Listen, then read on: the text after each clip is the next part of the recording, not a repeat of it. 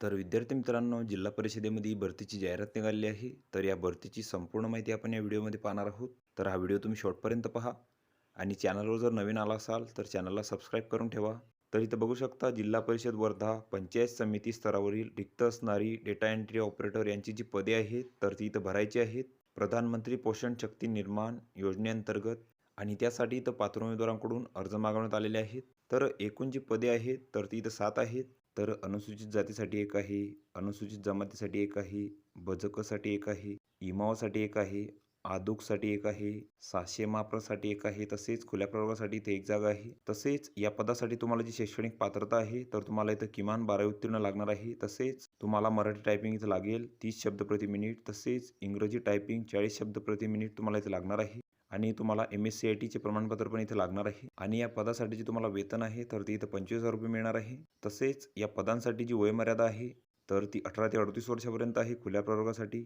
तसेच मागास प्रवर्गासाठी 43 वर्षापर्यंत आहे. आणि ही वयोमर्यादा तुमची 31 ऑगस्ट 2025 रोजी इथं विचारात घेतली जाईल.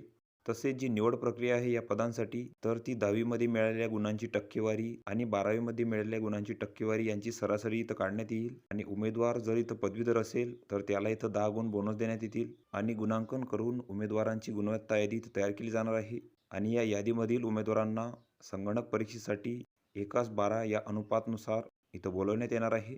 आणि यासाठी उमेदवारांची मराठी टायपिंग तसेच इंग्रजी टायपिंगची इथं परीक्षा घेतली जाणार आहे 100 गुणांची. आणि त्या परीक्षेमध्ये तुम्हाला 50 गुण इथं प्राप्त करावे लागणार आहे निवड यादीसाठी. तर तुमची जी निवड आहे तर ती इथं संगणक परीक्षेमध्ये मिळालेले गुण तसेच 10वी-12वीमध्ये मिळालेले गुण या गुणांची बेरीज करून त्यानुसार तुमची इथं निवड यादी प्रसिद्ध केली जाणार आहे. तसेच या पदांसाठी जे परीक्षा शुल्क आहे तर ते इथं 500 रुपये आहे. तर तुम्हाला mid day meal scheme education officer primary ZP Wardha या नावाने इथं बँकेचा DD काढावा लागेल. त्यानंतर हा भरतीसाठी अर्जाचा नमुना इथं दिलेला आहे. तर हा संपूर्ण अर्ज तुम्ही इथं भरून घ्यायचा आहे. इथं तुमचा फोटो चिपकवायचा आहे. त्यानंतर इथं तुमची संपूर्ण माहिती भरायची आहे. तर यामध्ये तुमचे नाव, तुमचा पत्ता, त्यानंतर इथं तुमची शैक्षणिक माहिती भरायची आहे. 10वी, 12वी, पदवी, तसेच टायपिंग, MSc-IT याची माहिती इथं भरायची आहे. तर हा संपूर्ण अर्ज तुम्ही इथं भरून घ्यायचा आहे. आणि या अर्जासोबत तुम्हाला तुमच्या कागदपत्रांची इथं साक्षांकित प्रती जोडायच्या आहेत.